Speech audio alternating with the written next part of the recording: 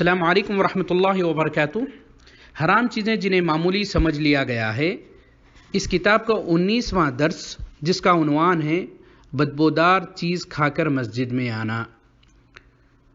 اللہ رب العالمین کا ارشاد ہے، یا بنی آدم خذوا زینتکم عند کل مسجد، اے اولاد آدم تم ہر مسجد میں حاضری کے وقت زیب و زینت کر لیا کرو۔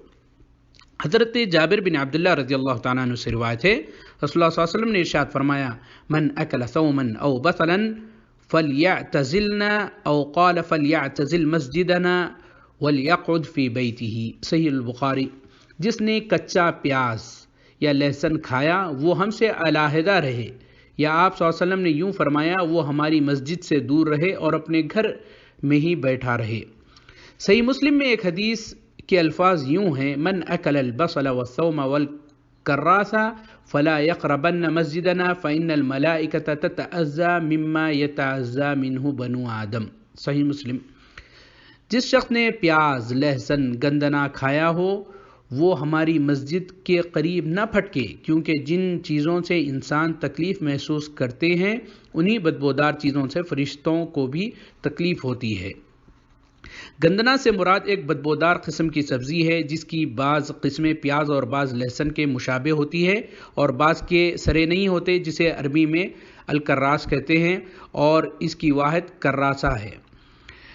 المعجم الوسیط میں اس کی مزید تفصیل یوں لکھی گئی ہے کہ الکراس سے مراد ایک قسم کی لمبی شاخوں والا پودا ہے جو سفید سوسن یا چنبیلی کے اقسام سے ہے اور اس کے پتے پھیلے ہوئے وسیع عریض غیر چوڑے ہوتے ہیں۔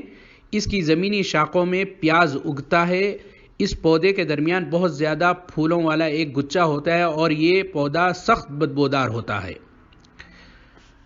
جن چیزوں سے امیر المؤمنین حضرت عمر بن الخطاب رضی اللہ تعالیٰ عنہ نے ایک مرتبہ جمعے کا خطبہ دیتے ہوئے ارشاد فرمایا، ثم انکم یا ایھا الناس تأکلون شجرتین لا اراہما الا خبیثتین، هذا البصل والثوم، لقد رأيت رسول الله صلى الله عليه وسلم إذا وجد ريحهما من رجل في المسجد أمر به فأخرج إلى البقيع فمن أكلها فليمتهما طبقا، صحیح مسلم۔ اے لوگو تم دو بدبودار درخت پیاز اور لہسن کھاتے ہو، جبکہ میں نے رسول اللہ صلی اللہ علیہ وسلم کو دیکھا کہ اگر آپ مسجد میں کسی آدمی سے پیاز اور لہسن کی بدبو پاتے تو اسے مسجد سے نکلوا دیتے اور مسجد نبوی سے کچھ فاصلے پر بقیع نامی جگہ کی طرف چلے جانے کا حکم دیتے۔ لہذا جو شخص پیاز اور لہسن کھانا چاہے تو اسے پکا کر بدبو ختم کر کر کھائے۔ اور اسی سے ملتا جلتا ایک مکروہ عمل یہ بھی ہے کہ بعض لوگ اپنے کام کاج، ڈیوٹی وغیرہ سے فارغ ہو کر فوراً مسجد میں داخل ہو جاتے ہیں، جبکہ ان کے بازوں سے اور جرابوں اور وغیرہ سے گندی بدبو پھوٹ رہی ہوتی ہے۔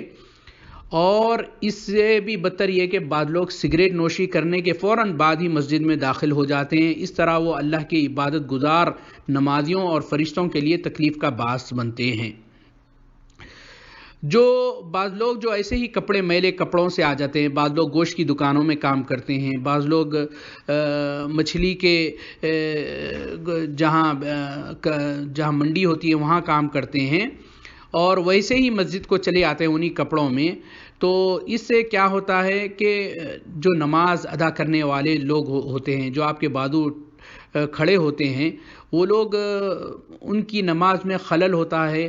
جو اخلاص اور جو توجہ نماز میں مطلوب ہوتی ہے وہ ان سے چلی جاتی ہے۔